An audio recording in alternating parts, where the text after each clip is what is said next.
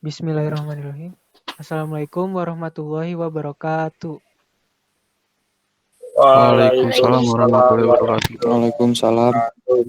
Pada pembahasan kali ini, Patah-patah kami akan mempresentasikan tentang chapter 5 tentang Ethernet Layer, chapter 6 tentang Transport Layer, dan chapter 7 tentang Network Layer yang beranggotakan dari absen 13 sampai absen 18.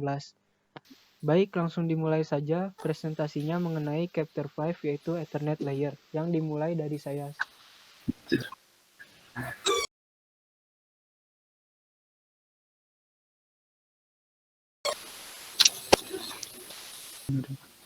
Chapter 5 Ethernet. Switch menentukan bagaimana A. Ethernet Protocol. Ethernet Operation. Ethernet beroperasi pada lapisan data link dan lapisan fisik serta mendukung bandwidth data di bawah ini diantaranya 10 MB per detik, 100 MB per detik, 1 GB per detik, 10 GB per detik, 40 GB per detik, hingga 100 GB per detik. Sublapisan LLC. Sublapisan Ethernet LLC menangani komunikasi antara perangkat lunak jaringan lapisan atas dan perangkat keras perangkat lapisan bawah. Sublapisan LLC mengambil data protokol jaringan yang biasanya berupa paket IPv4 dan menambahkan informasi kontrol untuk membantu mengirimkan paket ke noda tujuan. LLC digunakan untuk berkomunikasi dengan lapisan atas aplikasi dan mentransisikan paket ke lapisan bawah untuk melakukan pengiriman data. Sublapisan MAC. MAC merupakan sublapisan bawah dari lapisan data link yang diimplementasikan oleh perangkat keras, biasanya terjadi di NIC komputer. Sublapisan MAC Ethernet memiliki dua tugas utama, yaitu melakukan enkapsulasi data dan sebagai pengontrol akses media. MAC address Ethernet Identity. Alamat MAC dibuat untuk mengidentifikasi node sumber dan tujuan yang sebenarnya dalam jaringan dan untuk mencegah overhead yang berlebihan yang terlibat pada setiap pemrosesan setiap frame. Struktur alamat MAC. Nilai alamat MAC merupakan akibat langsung dari aturan yang diberlakukan IEEE bagi vendor untuk memastikan alamat unik global untuk setiap perangkat Ethernet. IEEE mengharuskan vendor untuk mengikuti dua aturan, diantaranya semua alamat MAC yang ditetapkan ke NIC harus menggunakan OUI atau Organization Unique Identifier yang ditetapkan vendor tersebut sebagai 3 bit pertama. Semua alamat MAC dengan OUI yang sama harus diberi nilai unik berupa kode vendor atau nomor seri dalam 3 bit terakhir. MAC address Ethernet Identity. Alamat MAC sering disebut sebagai burned in address, yang berarti bahwa alamat tersebut dikodekan ke dalam chip ROM secara permanen dan tidak dapat diubah oleh perangkat lunak. Alamat MAC ditetapkan ke perangkat apapun yang harus berasal atau menerima data di jaringan. Semua perangkat yang terhubung ke LAN Ethernet memiliki antarmuka yang beralamatkan MAC. Format alamat MAC yaitu dengan tanda hubung, dengan titik 2, dan dengan periode. Yang kedua, Ethernet Frame Attributes. Pada lapisan data link, struktur frame hampir identik untuk semua kecepatan Ethernet. Struktur frame Ethernet menambahkan header dan trailer di sekitar layer 3 PDU untuk merangkum pesan yang dikirim. Baik header dan trailer, Ethernet memiliki beberapa bagian informasi yang digunakan oleh protokol Ethernet. Setiap bagian frame disebut dengan field. Ethernet Encapsulation. Ada dua gaya framing Ethernet, yaitu standar Ethernet IEEE 802.3 yang telah diperbaharui beberapa kali untuk menyertakan teknologi baru. Standar DIX Ethernet yang sekarang disebut dengan Ethernet 2. Ethernet 2 adalah format bingkai Ethernet yang digunakan dalam jaringan TCP/IP. Perbedaan yang paling signifikan antara kedua standar ini adalah penambahan Start Frame Delimiter atau SFD dan perubahan type field ke length field pada 802.3. Ethernet frame size. Standar Ethernet 2 dan IEEE 802.3 menentukan 64 byte sebagai ukuran minimum dan 1518 bit sebagai ukuran maksimum. Bit ini mencakup semua bit dari frame alamat MAC tujuan melalui frame check sequence atau FCS. Setiap frame yang panjangnya kurang dari 64 bit dianggap sebagai collision fragment atau run frame dan secara otomatis dibuang oleh stasiun penerima. Ukuran frame ditingkatkan untuk mengakomodasi teknologi yang disebut Virtual Local Area Network. VLAN dibuat dalam jaringan yang diaktifkan dan disajikan dalam course selanjutnya. Mengenali beberapa Ethernet frame. Yang pertama, Preamble and Start Frame Delimiter Fields yang berfungsi untuk menyinkronisasi antara perangkat pengirim dan penerima. Yang kedua, Destination MAC Address Field yang berfungsi untuk mengidentifikasi penerima yang ingin dituju. Yang ketiga, Source MAC Address Field untuk mengidentifikasi Network Interface Card. Yang keempat, Length Field untuk menentukan panjang yang tepat dari field data frame. Yang kelima, data field berisi data yang dienkapsulasi dari lapisan atas. Dan yang terakhir, frame check sequence field untuk mendeteksi kesalahan dalam sebuah frame. Yang ketiga, Ethernet MAC. Pada command prompt host Windows, perintah ifconfig/al dapat digunakan untuk mengidentifikasi alamat MAC dan IP address dari adaptor Ethernet. Pengiriman MAC address. Terdapat 3 pengiriman MAC address, di antaranya unicast, broadcast, dan multicast. Unicast, alamat MAC unicast adalah alamat unik yang digunakan saat frame dikirim dari satu perangkat pemancar ke satu perangkat tujuan. 2. Broadcast, alamat MAC broadcast adalah alamat unik yang digunakan saat frame dikirim dari satu perangkat pemancar ke semua perangkat tujuan secara bersamaan. Yang terakhir, multicast. Alamat MAC multicast adalah alamat unik yang digunakan saat frame dikirim dari satu perangkat pemancar ke beberapa tujuan atau tidak semua secara bersamaan. 4. MAC and IP. Terdapat 2 alamat utama yang ditetapkan ke perangkat host, yaitu alamat fisik atau alamat MAC dan alamat logis atau alamat IP. Baik alamat fisik, MAC, dan alamat IP logis diperlukan agar komputer dapat berkomunikasi pada jaringan yang hierarkis. Alamat IP dari paket IP dalam aliran data yang terkait dengan alamat MAC pada setiap tautan untuk mencapai tujuan pasti melalui proses yang disebut dengan proses Address Resolution Protocol atau ARP. B. Address Resolution Protocol. Tujuan ARP. Setiap node pada jaringan IP pasti memiliki alamat MAC dan alamat IP yang digunakan untuk mengirimkan data. Node harus mengirimkan alamat MAC dan IP-nya sendiri di bidang sumber data dan harus memberikan alamat MAC dan alamat IP untuk tujuan.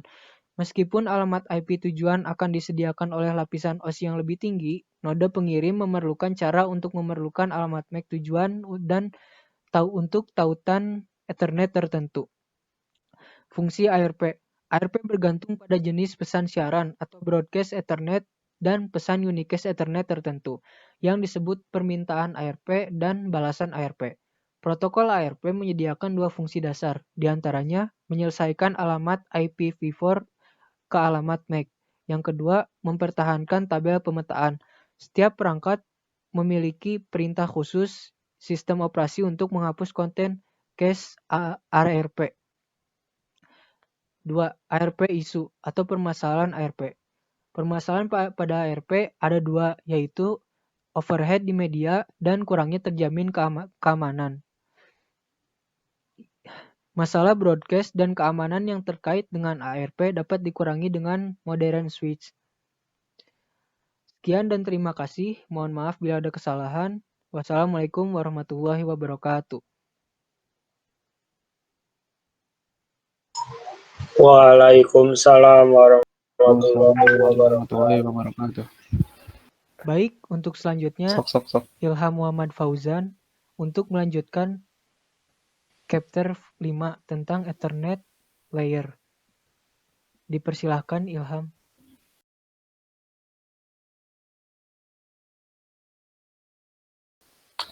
Melanjutkan presentasi yang tadi, bab selanjutnya adalah switch.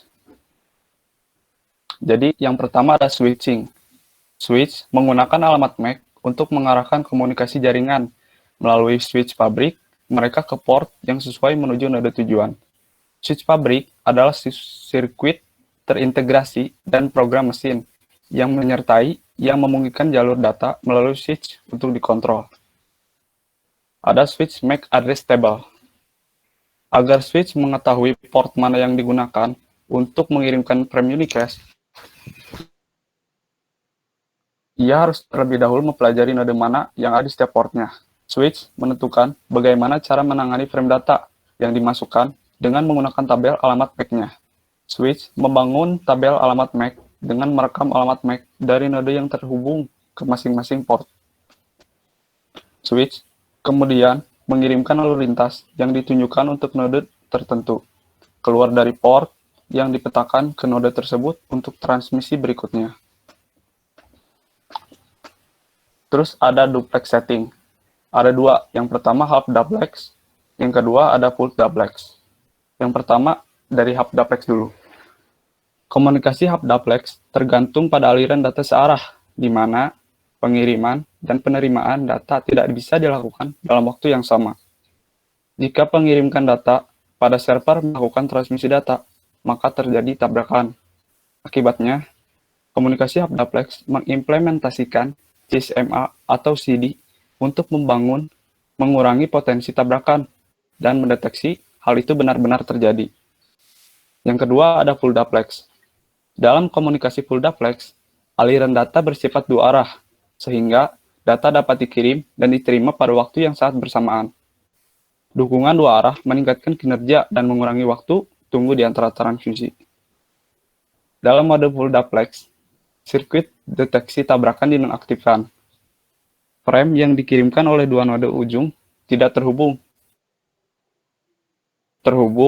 tidak dapat tabrakan karena node ujung menggunakan dua sirkuit terpisah di kabel. Ada metode frame forwarding pada Cisco switch. Ada dua. Yang pertama ada store and forward switching. Simpan dan teruskan. Ada juga cut through switch atau disela. Store and forward switching atau simpan dan teruskan merupakan saklar disimpan dan maju menerima seluruh frame dan menghitung CRC. Jika CRC valid, switch mencari alamat tujuan yang menentukan terbuka keluar bingkai tersebut, kemudian diteruskan ke port yang benar. Yang kedua ada cut talk switching atau disela. Saklar pemutus meneruskan bingkai sebelum diterima seluruhnya. Minimal, alamat tujuan bingkai harus dibaca sebelum bingkai dapat diteruskan. Ada fixed and modular. Fixed configuration switch. Switch konfigurasi diperbaiki dalam konfigurasinya. Artinya, Anda tidak dapat menambahkan fitur baru atau opsi ke switch lain yang awalnya disertakan dengan switch. Modular switch. Switch modular menawarkan banyak fasilitas atau fleksibilitas dalam konfigurasinya. Switch modular biasanya dilengkapi dengan sasis, memiliki ukuran yang berbeda, yang memungkinkan pemasangan nomor berbeda dari jalur modular. Yang ketiga, ada layer 3 switching. Pada perangkat Cisco, mendukung switching layer 3, yaitu Cisco Express Forwarding atau CIF. Pada dasarnya, CIF memisahkan saling ketergantungan ketat, yang biasanya ada antara dengan keputusan layer 2 dan layer 3. Apa yang membuat paket IP penerus lambat adalah referensi bolak-balik konstan antara konstruksi layer 2 dan 3 dalam perangkat jaringan. Jadi, sejauh struktur data layer 2 dan 3 dapat dipisahkan dan penerusnya dapat dipercepat. Komunikasi komponen utama dari operasi CIF adalah Forwarding Information Base. atau VIB, dan tabel kedekatan.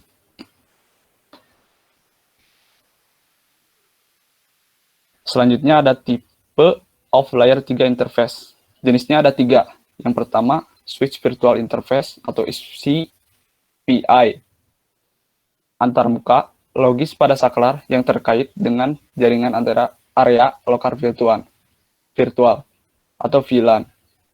Yang kedua ada router port. Port fisik pada saklar layer 3 yang dikonfigurasikan untuk bertindak sebagai port router. Yang ketiga ada Ethernet channel. Antarmuka logis pada perangkat Cisco yang terkait dengan bundle port yang dirutekan. Yang terakhir, ada configuration routed port on layer 3 switch. Port switch dapat dikonfigurasi menjadi port yang dirutekan dalam 3 dan berperilaku seperti antarmuka router biasa. Secara khusus, port switch memiliki 3. Yang pertama, tidak terkait dengan VLAN tertentu. Yang kedua, dapat dikonfigurasi dengan protokol perututan layer 3. Yang ketiga, apakah hanya permukaan antarmuka layer 3 tidak mendukung protokol layer 2. Konfigurasi port yang dirutukan dengan meletakkan antarmuka ke mode layer 3 dengan perintah konfigurasi antarmuka tanda switch port. Kemudian ditetapkanlah alamat IP ke port. Cukup sekian. Terima kasih.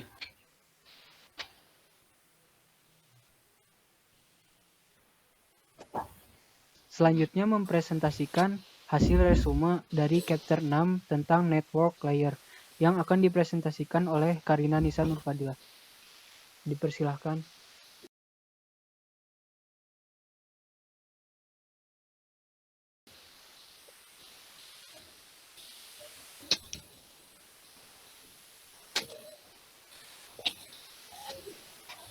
Network layer adalah menyediakan layanan untuk mengizinkan perangkat akhir bertukar data di seluruh jaringan. Untuk mencapai transportasi end-to-end, lapisan jaringan menggunakan 4 proses dasar, yaitu yang pertama, addressing and device. Perangkat akhir harus dikonfigurasi dengan alamat IP unik untuk diidentifikasi. Kemudian ada enkapsulasi. Proses enkapsulasi menambahkan informasi header IP. Kemudian yang ketiga ada routing. Routing berfungsi untuk memilih jalur terbaik dan paket langsung menuju host tujuan. Yang terakhir ada di enkapsulasi. Jika alamat IP tujuan dalam header cocok dengan alamat IP-nya sendiri, header IP akan dihapus dari paket. Kemudian ada karakteristik IP. Yang pertama ada connectionless, tanpa koneksi. Yang kedua ada base effort atau tidak dapat diandalkan. Dan yang ketiga ada media independent. Connectionless, tidak ada koneksi dengan tujuan yang dibuat sebelum mengirim paket data. IP tidak terhubung, artinya tidak ada sambungan end-to-end khusus yang dibuat sebelum data dikirim. Komunikasi tanpa koneksi secara konseptual serupa dengan mengirim surat kepada seseorang tanpa memberitahu penerima sebelumnya.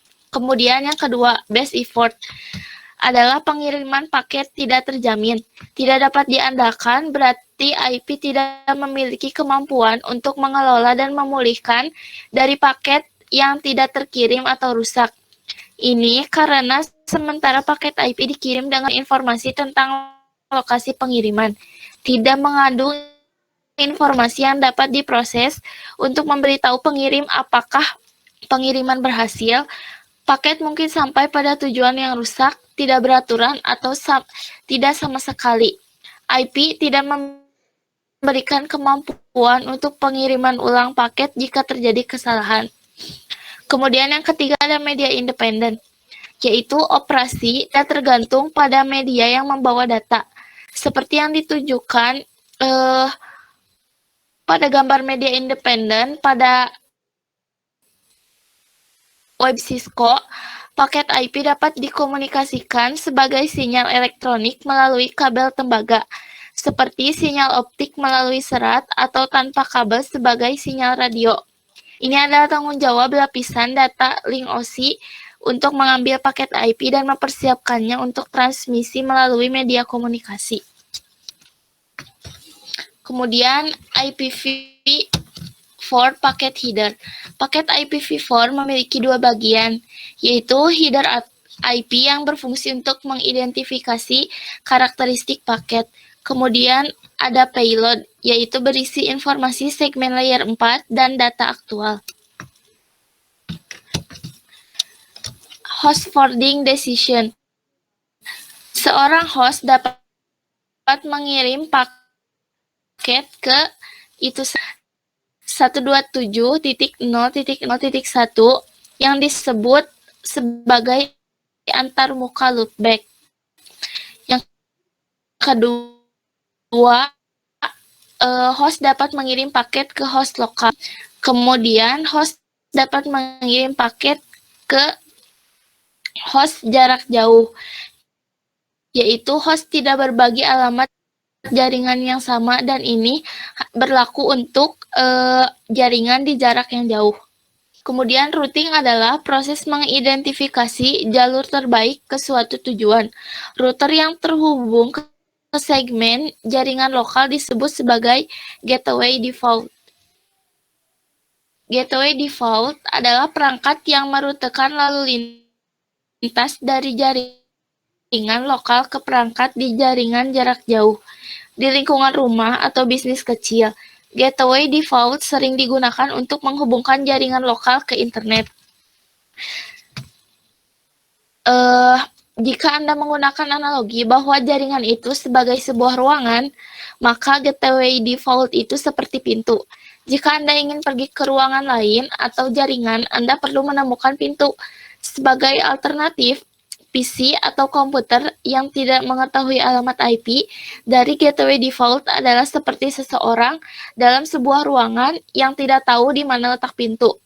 Mereka bisa berbicara dengan orang lain di ruangan atau jaringan, tapi kalau mereka tidak sebagai pintu, maka tidak ada jalan keluarnya.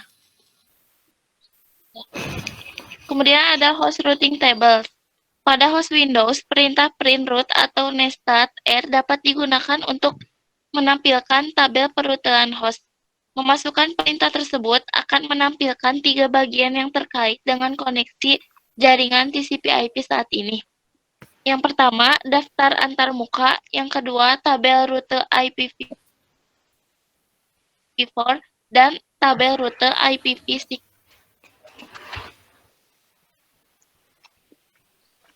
Keluaran dibagi menjadi 5 kolom yang mengidentifikasi 1. Tujuan jaringan, mencantumkan jaringan yang dapat dijangkau. Yang kedua, netmask, mencantumkan subnet mask yang memberitahu host tentang cara jaringan dan bagian host dari alamat IP. Yang ketiga, gateway, mencantumkan alamat yang digunakan oleh komputer lokal untuk mencapai tujuan jaringan jarak jauh. Yang keempat, antarmuka, mencantumkan alamat antarmuka fisik yang digunakan untuk mengirim paket ke gateway yang digunakan untuk mencapai tujuan jaringan. Kemudian yang kelima ada metrik, mencantumkan biaya setiap rute dan digunakan untuk menentukan rute terbaik ke suatu tujuan. Kemudian ada remote network routing table interior. Yang pertama ada rute search, mengidentifikasi bagaimana rute itu dipelajari.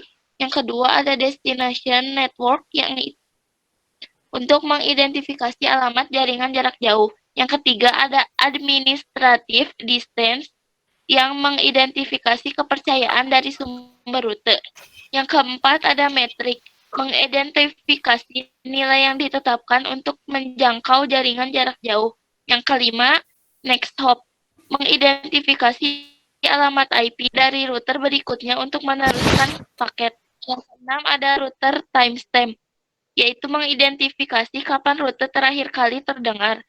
Yang ketujuh, outgoing interface, yaitu mengidentifikasi antarmuka keluar yang akan digunakan untuk meneruskan paket ke tujuan akhir.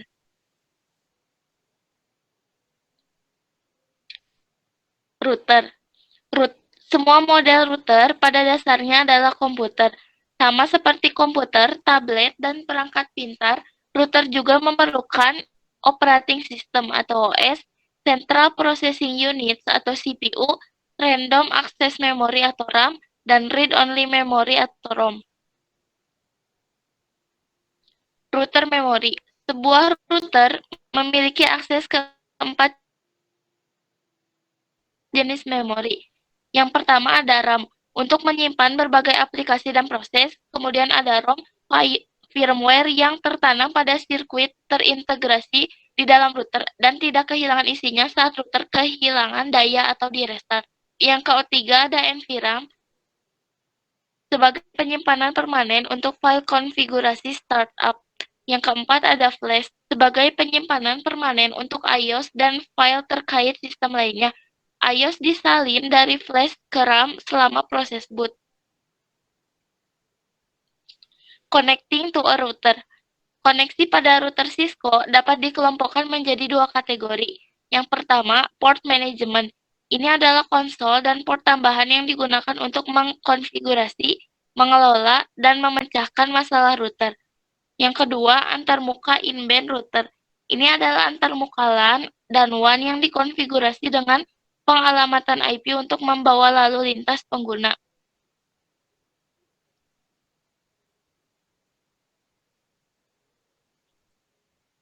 LAN and WAN interface. Antarmuka router dapat dikelompokkan menjadi dua kategori. Yang pertama, antarmuka LAN Ethernet. Digunakan untuk menghubungkan kabel yang diakhiri dengan perangkat LAN, seperti komputer dan saklar. Antarmuka ini juga dapat digunakan untuk menghubungkan router satu sama lain. Kemudian yang kedua ada antarmuka WAN serial. Digunakan untuk menghubungkan router ke jaringan eksternal, biasanya melalui jarak geografis yang lebih besar. Mirip dengan antarmuka LAN, setiap antarmuka WAN serial memiliki alamat IP dan subnet mask sendiri yang mengidentifikasikannya sebagai anggota jaringan tertentu. Router boot up proses. Ada 3 fase utama untuk proses boot. Yang pertama, lakukan post dan muat program bootstrap. Yang kedua, temukan dan muat perangkat lunak Cisco iOS. Kemudian yang ketiga, cari dan muat file konfigurasi startup atau masuk ke mode setup. Verify interface configuration. Caranya yang pertama yaitu show IP root, menampilkan isi dari data tabel routing IPv4 disimpan di RAM. Yang kedua ada show interface, menampilkan statistik untuk semua antarmuka pada perangkat. Yang ketiga ada shoot IP interface, menampilkan statistik IPv4 untuk semua interface pada router. Default gateway for a host. Default gateway hanya digunakan ketika host ingin mengirim paket ke perangkat di jaringan lain. Default gateway ini umumnya merupakan alamat interface router yang terhubung ke jaringan localhost. Sekian resume dari chapter 6. Terima kasih. Selanjutnya akan dipresentasikan oleh Marwan Nur Cahya tentang chapter 7 Transport Layer. Dipersilahkan Marwan.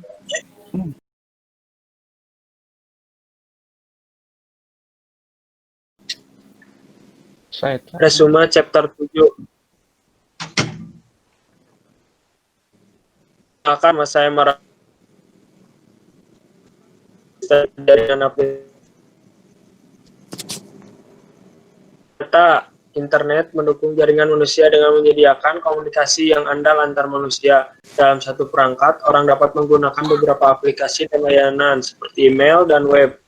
Perpesanan instan untuk mengirim pesan atau mengambil informasi. Aplikasi klien seperti email, browser web, dan klien pesan instan memungkinkan orang dan pengguna komputer dan jaringan untuk mengirim pesan dan menentukan informasi.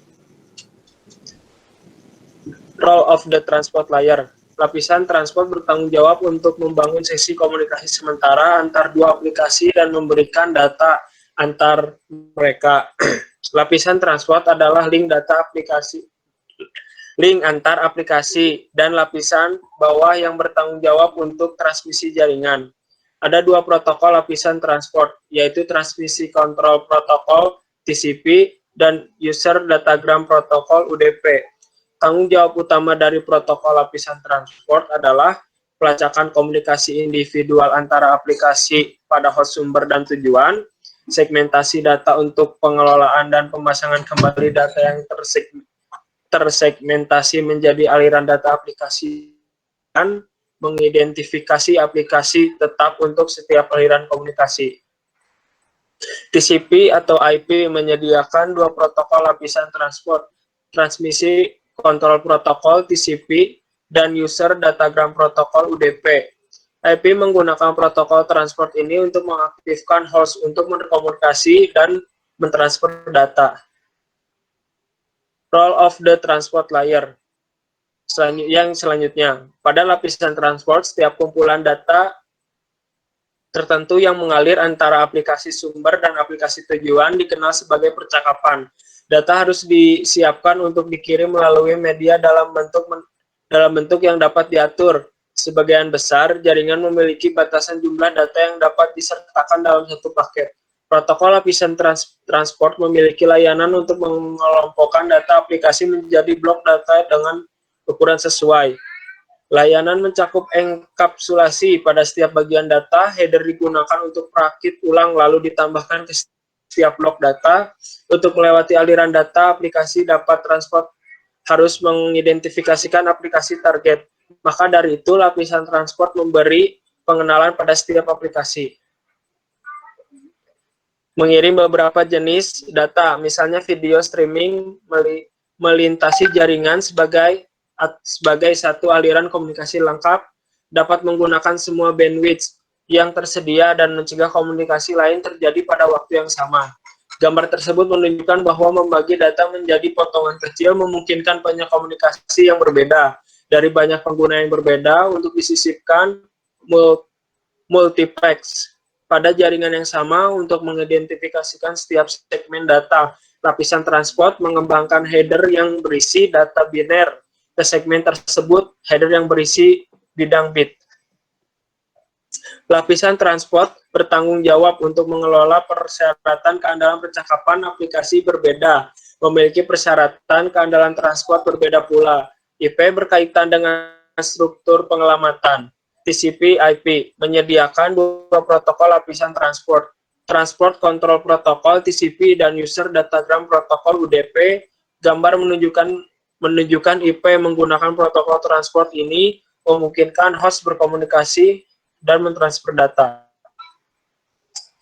TCP.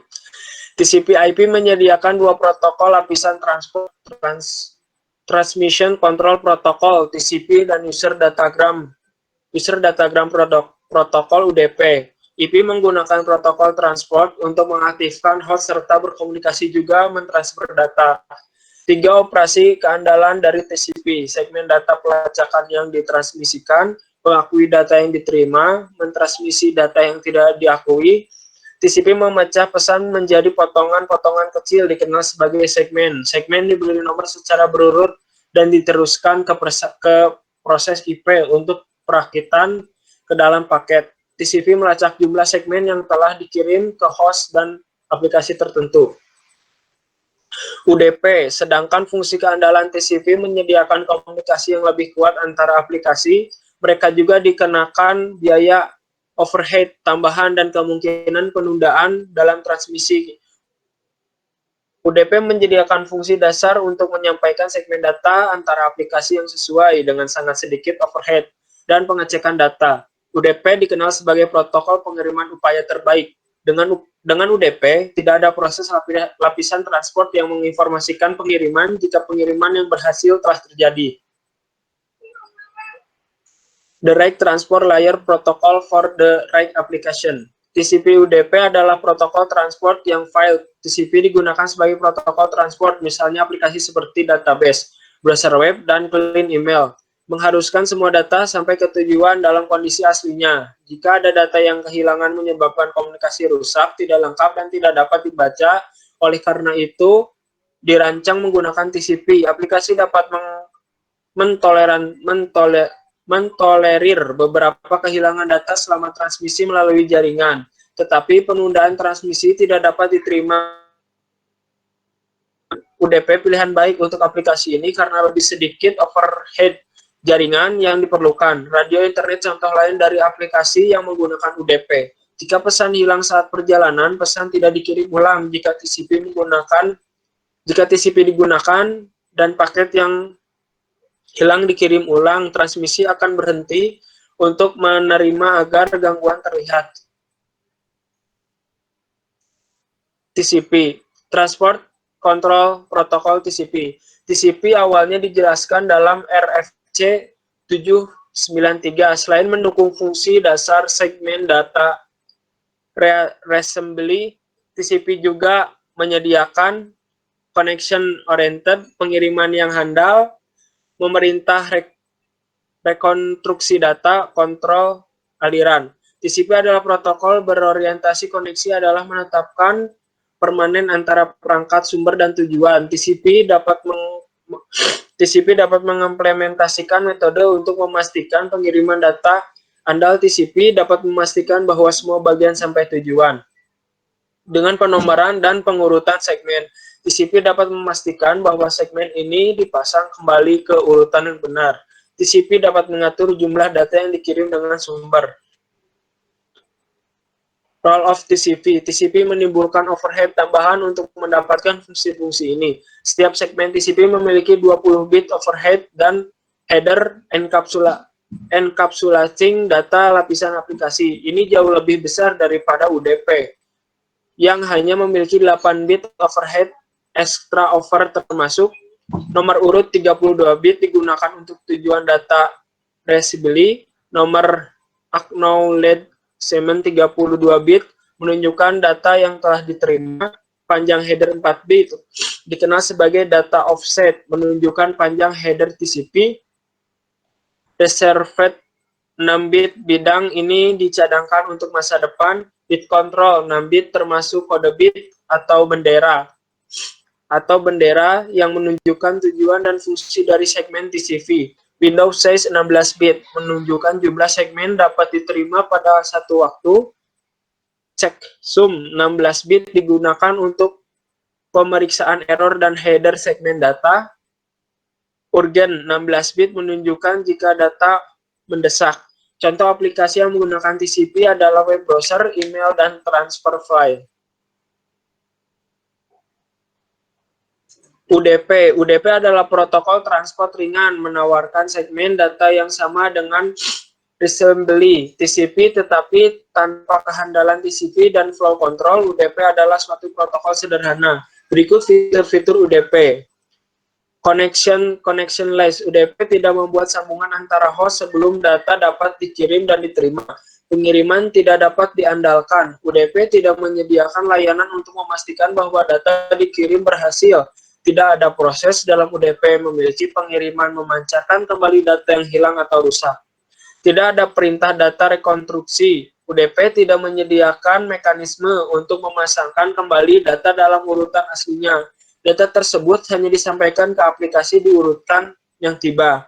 Tidak ada flow control, tidak mekanisme dalam UDP untuk mengontrol jumlah yang dikirim oleh sumber untuk menghindari besar perangkat tujuan. Role of UDP. Meskipun UDP tidak menyertakan keandalan dan mekanisme kontrol aliran TCP, pengiriman data overhead rendah UDP menjadikan protokol transport yang ideal untuk aplikasi yang dapat menoleransi beberapa kehilangan data. Potongan-potongan komunikasi di UDP disebut datagram. UDP adalah protokol tanpa kewarganegaraan yang berarti baik client maupun server berkewajiban untuk melacak status sesi komunikasi. Jika keandalan diperlakukan saat menggunakan UDP sebagai protokol transport harus ditangani oleh aplikasi. Separating multi-communication. Lapisan transport harus dapat memisahkan dan mengelolakan banyak komunikasi dengan kebutuhan-kebutuhan transport yang berbeda. Misalnya pertimbangan penggunaan terhubung ke jaringan di perangkat akhir. TCP dan UDP port addressing. Nomor port sumber adalah nomor untuk komunikasi ini yang terkait dengan aplikasi asal pada host lokal ketika pesan dikirim menggunakan TCP dan UDP, protokol dan layanan diminta didefinisikan dengan nomor port. Port adalah pengenalan numerek dalam setiap segmen yang digunakan untuk melacak percakapan tertentu dan layanan tujuan yang diminta. Setiap pesan yang dikirim oleh host berisi port sumber dan tujuan. TCP and UDP port addressing selanjutnya. Di header setiap segmen atau datagram, ada sumber dan port tujuan. Nomor port tujuan adalah nomor untuk berkomunikasi. Ini dikaitkan dengan aplikasi tujuan pada remote host ketika pesan dikirim baik penggunaan TCP atau UDP, protokol dan layanan yang diminta didefinisikan oleh nomor port. Sebelum port adalah angka pengenal dalam setiap segmen yang digunakan untuk melacak percakapan tertentu dan layanan tujuan yang diminta. Setiap pesan yang dikirim host berisi sumber dan port tujuan. TCP and UDP port addressing selanjutnya. Internet Assignment Numbers Outing IANA memberikan nomor port. IANA adalah badan standar yang bertanggung jawab untuk menetapkan berbagai standar pengelamatan. Ada berbagai jenis nomor port yaitu well-known port bilangan 0 sampai 1023. Angka ini dicadangkan untuk layanan aplikasi. Mereka umumnya digunakan untuk aplikasi seperti HTTP, web server, Internet Message Access Protocol IMAP, atau Mail Transfer Protocol SMTP, email server, dan telnet. Register port bilangan 1024 sampai 4000 sampai 4151. Nomor port ini ditugaskan untuk penggunaan proses atau aplikasi. Dynamic or private ports nomor 49152 sampai 65535 juga dikenal sebagai VANA port. Ini biasanya diberikan secara dinamis ke aplikasi klien ketika klien mulai koneksi ke layanan. TCP and UDP port addressing selanjutnya. Netstat adalah entitas jaringan penting yang dapat digunakan untuk memverifikasi koneksi. Netstat mencantumkan protokol yang digunakan, alamat lokal, nomor port, alamat asing dan nomor port, dan status koneksi. TCP and UDP segmentation. Masing-masing header segmen TCP mengandung nomor urut yang memungkinkan lapisan transport fungsi pada host tujuan untuk memasang kembali segmen dalam urutan di mana mereka dikirim. Hal ini memastikan bahwa aplikasi tujuan memiliki data dalam bentuk yang dimaksud. Meskipun layanan menggunakan UDP juga melacak percakapan antara aplikasi, mereka tidak peduli dengan urutan di mana informasi itu ditransmisikan atau diperhatikan dengan memperhatikan hubungan ada nomor urut dalam header UDP. UDP adalah desain sederhana dan menghasilkan overthink kurang TCP sehingga transfer data lebih cepat. Sekian dari saya. Wassalamualaikum warahmatullahi wabarakatuh. Waalaikumsalam warahmatullahi wabarakatuh. Yang terakhir akan dipresentasikan oleh Gregorius Christian Carol Dimas CP tentang Chapter 7 Transport Layer. Dipersilahkan.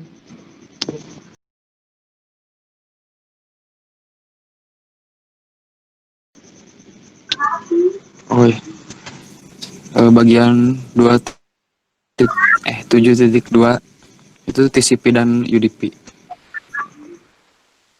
TCP Reliable Delivery. Perbedaan utama antara TCP dan UDP adalah keandalan atau keunggulan. Keandalan komunikasi TCP diperoleh melalui penggunaan sesi berorientasi koneksi. Sebelum sebuah host menggunakan TCP mengirimkan data ke host lain, TCP memulai proses untuk membuat koneksi dengan tujuan. Koneksi stateful ini memungkinkan pelacakan sesi atau aliran komunikasi antara host. Proses ini memastikan bahwa setiap host mengetahui dan siap untuk aliran komunikasi. Percakapan TCP membutuhkan pembuatan sesi antara host di kedua arah. Setelah sesi dibuat dan transfer data dimulai, tujuan mengirimkan ucapan terima kasih ke sumber untuk segmen diterimanya. Pengakuan ini membentuk dasar keandalan dalam sesi TCP. TCP Server Process. Proses aplikasi berjalan di server. Satu server dapat menjalankan beberapa proses aplikasi pada saat yang bersamaan. Proses ini menunggu sampai klien memulai komunikasi dengan permintaan informasi atau layanan lainnya. Setiap proses aplikasi yang berjalan di server dikonfigurasikan untuk menggunakan nomor port, baik secara default atau manual oleh administrator sistem. Server individu tidak dapat memiliki ditetapkan ke nomor port yang sama ke dalam layanan lapisan transport yang sama.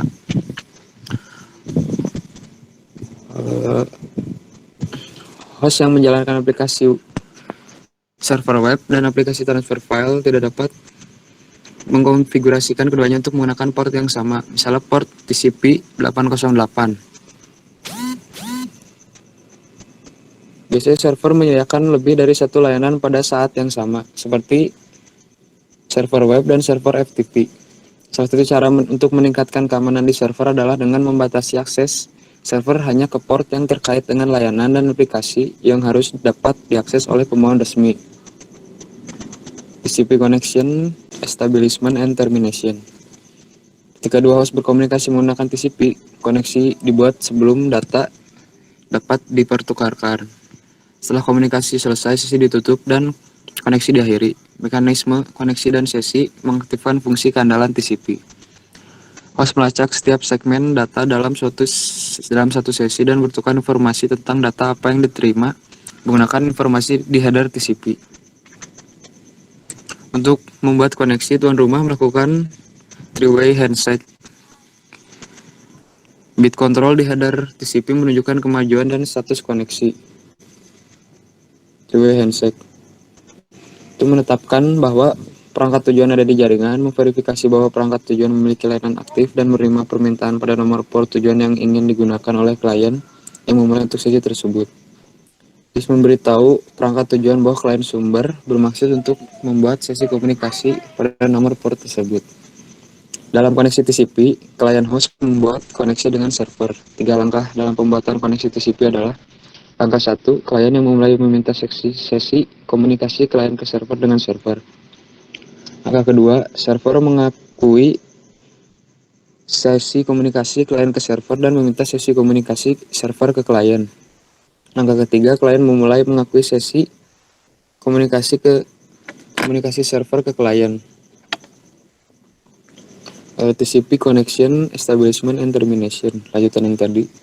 Untuk memahami proses jabat tangan 3 arah atau three-way handshake, lihat berbagai nilai yang dipertukarkan oleh keadaan tuan rumah. Di dalam tajuk segmen TCP ada 6 bidang 1 bit yang berisi informasi kontrol yang digunakan untuk mengelola proses TCP. Bidang tersebut adalah URG, bidang penunjuk yang mendesak signifikan ACK, bidang pengakuan signifikan PSH, fungsi push, RST reset koneksi, SYN sinkronisasi nomor urut, VIN tidak ada data dari pengirim. Lalu bidang EK dan SYN relevan dengan analisis kami tentang three-way handshake. TCP three-way handshake analisis step 1. Langkah 1, klien memulai meminta sesi koneksi klien ke server dengan server. Klien TCP memulai jabat tangan 3 arah atau three-way handshake dengan mengirimkan segmen dengan set bendera kontrol nomor urutan sinkronisasi atau SYN yang menunjukkan nilai awal di bidang nomor urutan di tajuk. Nilai awal untuk nomor urut ini yang dikenal sebagai nomor urut awal ISN. Dipilih secara acak dan digunakan untuk memulai melacak aliran data dari klien ke server. Untuk sesi ini, ISN di header, setiap segmen ditambahkan 1 untuk setiap byte data. yang dikirimkan dari klien ke server saat percakapan data berlanjut. Bendera kontrol SCN disetel dan nomor urut relatif berada di angka 0. Meskipun penganalisis protokol dalam grafik menunjukkan nilai relatif untuk nomor urut dan pengakuan, nilai sebenarnya adalah bilangan biner 32 bit. Ini three-way handshake analysis step kedua. Langkah kedua, server mengakui sesi komunikasi klien ke server dan meminta sesi komunikasi server ke klien. Server TCP harus mengakui penerimaan segmen SCN dari klien untuk menetapkan sesi dari klien ke server. Untuk melakukannya, server mengirim segmen kembali ke klien dengan set bendera pengakuan atau ACK yang menunjukkan bahwa nomor pengakuan signifikan. Dengan set flag di segmen, klien mengenali ini sebagai pengakuan bahwa server menerima SYN dari klien TCP. Ini yang step ketiga. Langkah ketiga, klien yang memulai mengakui sesi komunikasi server ke klien. Akhirnya klien TCP merespon dengan segmen yang berisi ACK yang merupakan respon terhadap TCP SCN yang dikirim oleh server. Tidak ada data pengguna di segmen ini. Nilai di bidang nomor pengakuan berisi 1 lebih dari ISN yang diterima oleh server. Setelah kedua sesi dibuat antara klien dan server, semua segmen tambahan yang dipertukarkan dalam komunikasi ini akan memiliki set tanda ACK. Kemudian penganalisis protokol menunjukkan set bendera kontrol ACK dan urutan relatif dan nomor pengakuan. Keamanan dapat ditambahkan ke jaringan data dengan menyangkal pembentukan sesi TCP, hanya mengizinkan sesi yang akan ditetapkan untuk layanan tertentu. Lu hanya mengizinkan lalu lintas sebagai bagian dari sesi yang telah ditetapkan. Ada langkah-langkah keamanan ini dapat diterapkan untuk semua sesi TCP atau hanya untuk sesi tertentu. TCP Session Termination Analysis. Untuk menutup koneksi, pin harus disetel di header segmen. Untuk mengakhiri setiap sesi TCP satu arah atau jabat tangan dua arah, two-way handshake digunakan, yang terdiri dari segmen pin dan segmen ACK. Oleh karena itu, untuk menghentikan satu percakapan didukung oleh 4 pertukaran diperlukan untuk mengakhiri kedua sesi.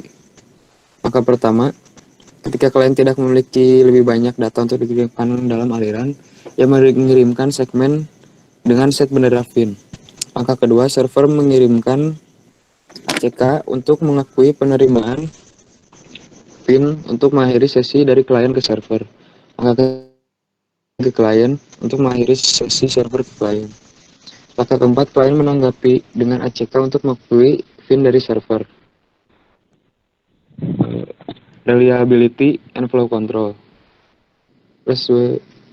Resequencing segment. Ketika layanan mengirim data menggunakan TCP, segmen mungkin tiba di tujuannya dalam keadaan rusak. Agar pesan asli dapat dipahami oleh penerima, data di segmen ini disusun kembali menjadi urutan aslinya.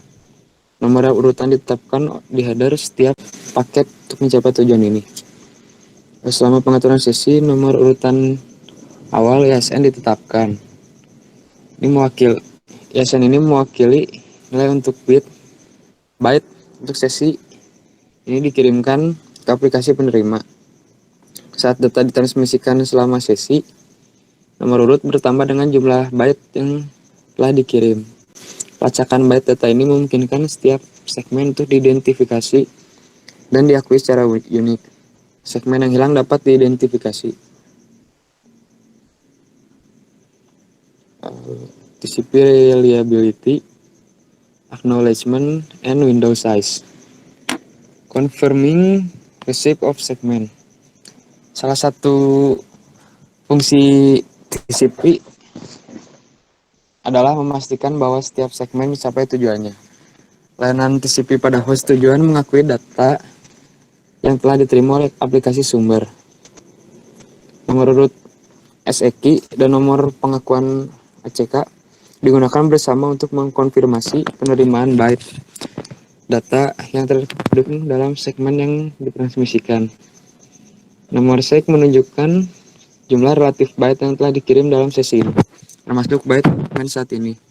TCP menggunakan nomor ACK yang dikirim kembali ke sumber untuk menunjukkan byte berikutnya yang diharapkan diterima oleh penerima. Nah, ini disebut pengakuan harapan. Data loss and retransmission. Tidak peduli seberapa baik jaringan dirancang, terkadang kehilangan data. Oleh karena itu, TCP menyediakan metode untuk mengelola kerugian segmen ini. Di antaranya adalah mekanisme untuk mengirimkan kembali segmen dengan data yang tidak diakui. Layanan host tujuan yang menggunakan TCP biasanya hanya mengenali data untuk byte urutan yang berdekatan. Jika satu atau lebih segmen hilang, hanya data dalam urutan byte pertama yang berdekatan yang diakui. Misalnya jika segmen dengan nomor urut 1500 sampai 3000 dan sampai 3400 sampai 3500 diterima, nomor ACK akan menjadi 3001. Hal ini karena ada segmen dengan nomor SEK 3001 sampai 3399 yang belum diterima.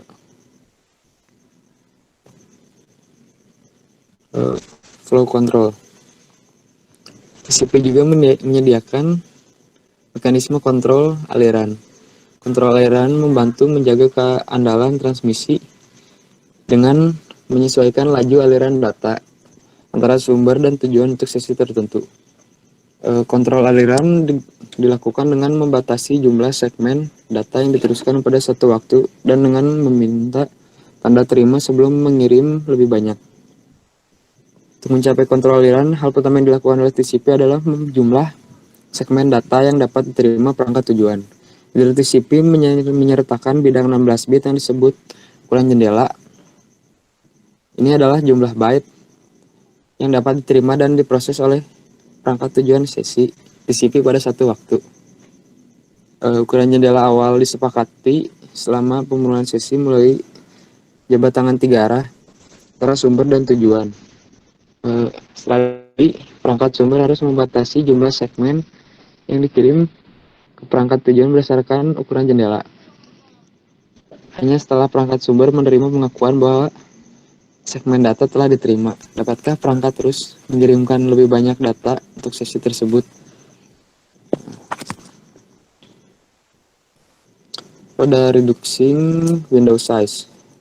Cara lain untuk mengontrol aliran data adalah dengan menggunakan ukuran jendela dinamis. Ketika sumber daya jaringan dibatasi, TCP dapat mengurangi ukuran jendela agar segmen yang diterima lebih sering dikenali. Ini secara efektif memperlambat laju transmisi karena sumber lebih sering menunggu data kembali. Host penerima mengirimkan nilai ukuran jendela ke host pengiriman untuk menunjukkan jumlah byte yang siap diterima. Jika tujuan perlu melambat laju komunikasi karena memori buffer terbatas, misalnya tujuan dapat mengirim nilai ukuran jendela lebih kecil ke sumber sebagai bagian dari pengakuan.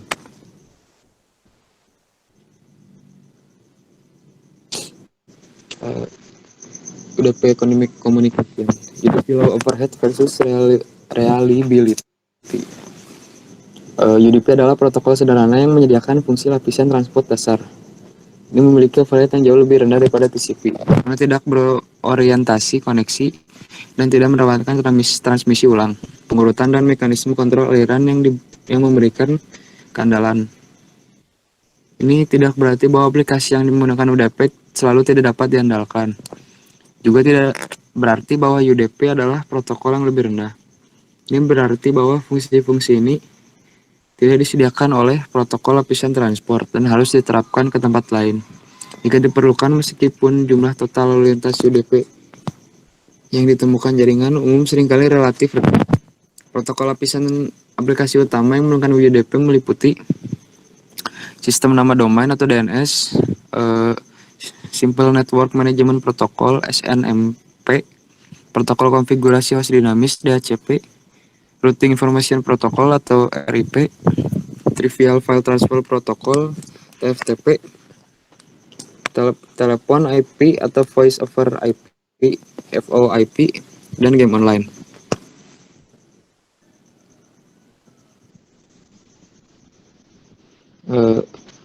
UDP datagram reassembly. Karena UDP tidak memakai koneksi, sesi tidak dibuat sebelum komunikasi terjadi, seperti halnya dengan TCP. UDP dikatakan berbasis transaksi, artinya ketika aplikasi memiliki data untuk dikirim, itu hanya mengirim data. Ketika beberapa datagram dikirim ke suatu tujuan, mereka mungkin mengambil jalan yang berbeda dan tiba dengan urutan yang salah. UDP tidak melacak nomor urut seperti yang dilakukan TCP. UDP tidak memiliki cara untuk menyusun ulang datagram menjadi urutan transmisi mereka. Oleh karena UDP hanya memasang kembali data sesuai urutan penerimanya dan meneruskannya ke aplikasi. Jika urutan data penting untuk aplikasi harus mengidentifikasi urutan yang tepat dan menentukan bagaimana data harus diproses. UDP Server Process and Request. Seperti aplikasi berbasis TCP, aplikasi server berbasis UDP diberikan nomor port yang terkenal atau terdaftar. Ketika aplikasi atau proses ini berjalan di server, mereka menerima data yang cocok dengan nomor port yang ditetapkan. Ketika UDP menerima datagram yang ditujukan untuk salah satu port ini, UDP meneruskan data aplikasi ke aplikasi yang sesuai berdasarkan nomor portnya. UDP Client Process. Seperti TCP, komunikasi klien atau server dimulai oleh aplikasi klien yang meminta data dari proses server. Proses klien UDP secara acak memilih nomor port. Dari kisaran nomor port dinamis dan menggunakan ini sebagai port sumber untuk percakapan. Port tujuan biasanya merupakan nomor port terkenal atau terdaftar yang ditetapkan ke proses server.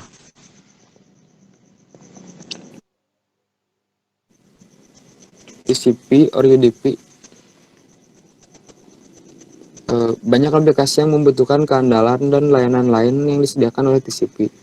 Ini adalah aplikasi yang dapat kena overhead yang dikenakan oleh TCP.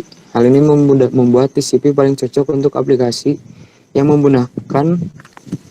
membutuhkan pengakuan yang andal dan dapat menoleransi beberapa penundaan. TCP adalah contoh bagaimana berbagai lapisan rangkaian protokol TCP atau IP memiliki peran khusus. Karena protokol lapisan transport TCP menangani semua tugas yang terkait dengan segmentasi aliran data menjadi segmen, keandalan, kontrol aliran, dan penyusunan ulang segmen. Ini membebaskan aplikasi dari keharusan untuk mengelola semua ini. Aplikasi yang hanya dapat mengirimkan aliran data ke lapisan transport dan menggunakan layanan TCP. Seperti yang beberapa contoh aplikasi yang terkenal yang menggunakan TCP meliputi Hypertext Transfer Protocol (HTTP), File Transfer Protocol (FTP), Simple Mail Transport Protocol (SMTP), dan Telnet. Application that is UDP. Ada 3 jenis aplikasi yang cocok untuk UDP. Aplikasi yang dapat mentolerir beberapa kehilangan data, tapi memberikan sedikit atau tanpa penundaan atau delay gitu. Aplikasi dengan pemerintahan sederhana dan tanpa saksi lalu ada komunikasi searah di mana keandalan tidak diperlukan atau dapat ditangani oleh aplikasi. Video dan multimedia seperti VoIP, Internet Protocol Television atau IPTV menggunakan UDP. Aplikasi ini dapat mentolerir beberapa kehilangan data dengan sedikit atau tanpa efek yang terlihat. Mekanisme keandalan TCP menyebabkan beberapa penundaan yang dapat terlihat pada kualitas suara atau video yang diterima. Aplikasi yang cocok untuk UDP adalah aplikasi yang menggunakan transaksi balasan dan permintaan sederhana. Disinilah tuan rumah mengirimkan permintaan dan mungkin atau tidak menerima balasan. Jenis aplikasi ini meliputi DHCP, DNS, dan mungkin juga TCP, SNMP, dan TFTP. Summary atau ringkasan, kesimpulan. Lapisan transport merupakan layanan terkait transportasi dengan membagi data yang diterima dari aplikasi menjadi beberapa segmen. menambahkan tajuk untuk mengidentifikasi dan mengelola setiap segmen, menggunakan informasi header untuk merakit kembali segmen tersebut kembali menjadi data aplikasi, meneruskan data yang dirakit ke aplikasi yang benar. UDP dan TCP adalah protokol lapisan transport umum. Datagram UDP dan segmen TCP memiliki header yang ditambahkan depan data yang menyertakan nomor urut port dan sumber dan nomor port tujuan. TCP tidak meneruskan data apapun ke jaringan sampai ia mengetahui bahwa tujuan siap menerimanya. TCP kemudian mengelola aliran data dan mengirim ulang segmen data apapun yang tidak diakui sebagai penerima tujuan. TCP menggunakan mekanisme jabat tangan, pengatur waktu, pesan, pengakuan, dan jadwal dinamis untuk mencapai keandalan. Proses reliabilitas bagaimanapun membebankan overhead pada jaringan dalam hal header segmen yang jauh lebih besar dari dan lebih banyak lalu lintas jaringan antara sumber dan tujuan. Jika data aplikasi perlu dikirimkan melalui jaringan dengan cepat, jika bandwidth jaringan tidak dapat mendukung overhead, pesan kontrol yang dipertukarkan antara sistem sumber dan tujuan. UDP akan menjadi protokol lapisan transport yang disukai dengan pengembang. Karena UDP tidak melacak atau mengakui penerimaan datagram di tujuan. UDP hanya meneruskan datagram yang diterima ke lapisan aplikasi saat mereka tiba dan tidak mengirim ulang datagram yang hilang. Namun ini tidak berarti bahwa komunikasi itu sendiri tidak dapat diandalkan. Mungkin ada mekanisme dalam protokol lapisan aplikasi dan layanan yang memproses data atau tertunda jika aplikasi ini memiliki persyaratan ini. Sekian dari saya, terima kasih.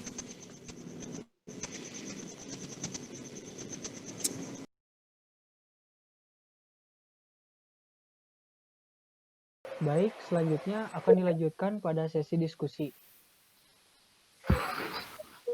Apakah ada yang ingin ditanyakan?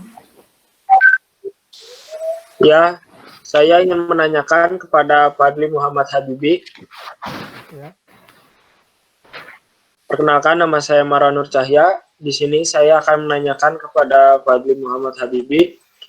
Sublayer MAC memiliki dua tugas utama, yaitu melakukan enkapsulasi data dan sebagai pengontrol akses media. Pertanyaannya, tugas enkapsulasi data pada sublayer MAC berupa apa?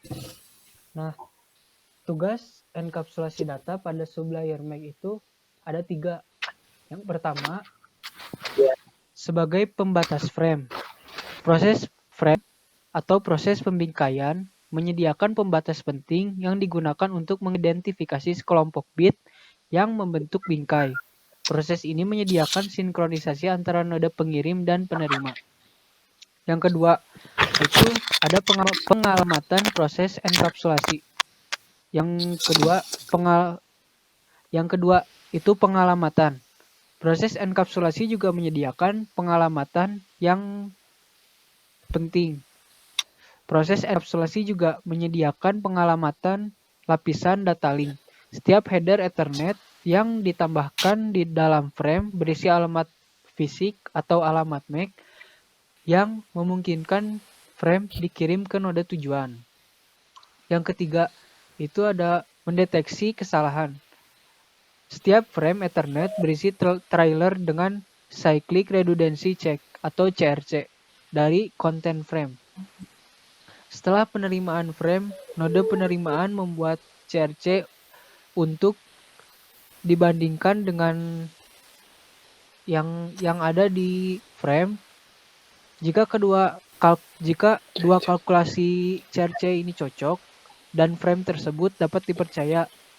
Jadi jika kedua kalkulasi C ini cocok, frame tersebut dapat dipercaya telah diterima tanpa kesalahan.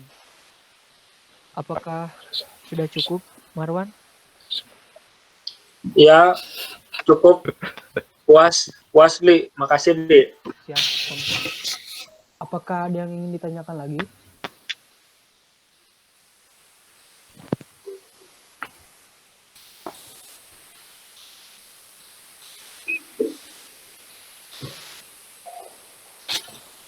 Izin bertanya kepada Ilham, apa itu CSMA?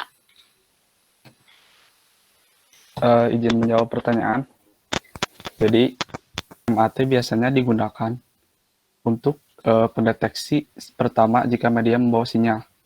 Jika tidak ada, perangkat tersebut mengirimkan datanya. Kemudian, jika misalkan ada dua perangkat nih yang melakukan pengiriman pada saat yang bersamaan, maka data tersebut akan bertabrakan atau error. Guys, segitu aja. Udah cukup. Sebelumnya saya izin bertanya kepada Karin.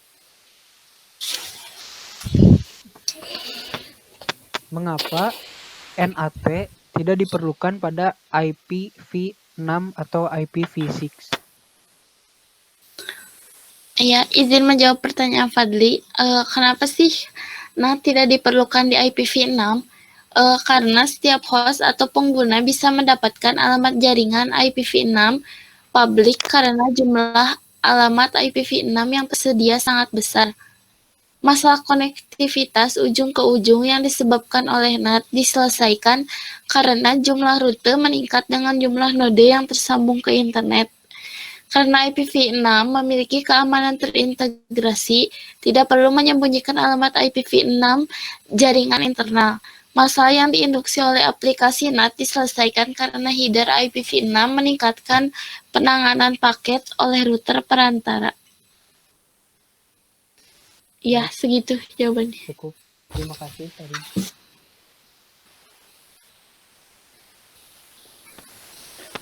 Izin bertanya kepada Marwan. Ya, Jadi kan lapisan transport bertanggung jawab untuk membangun sesi komunikasi sementara antara dua aplikasi dan memberikan data antara mereka. Nah, pertanyaannya, apa tanggung jawab utama dari protokol lapisan transport? ya. Jadi tanggung jawab untuk transmisi, tanggung jawab utama dari protokol lapisan transport. Yang pertama, pelacakan komunikasi individual antara aplikasi pada host sumber dan tujuan. Yang kedua, segmentasi data untuk mengelola dan pemasangan kembali data yang tersegmentasi menjadi aliran data aplikasi tempat tujuan. Yang ketiga, mendefinisikan aplikasi yang tepat untuk setiap aliran komunikasi. Bagaimana penjelasannya, Ilham? Sekolah malam, Ya. guys. Cukuplah. Ya. Baik, terima kasih. Ya, sama-sama. Baik, apakah ada yang ingin disampaikan atau yang ditanyakan lagi? Tidak ada. Siap, cukup. Jika sudah cukup, dicukupkan saja sesi diskusi kali ini mengenai chapter 5, 6, dan 7. Sekian dari kami. Mohon maaf bila ada kesalahan. Wabillahi taufiq wal hidayah. Wassalamualaikum warahmatullahi wabarakatuh. Waalaikumsalam warahmatullahi Warahmatullahi wabarakatuh.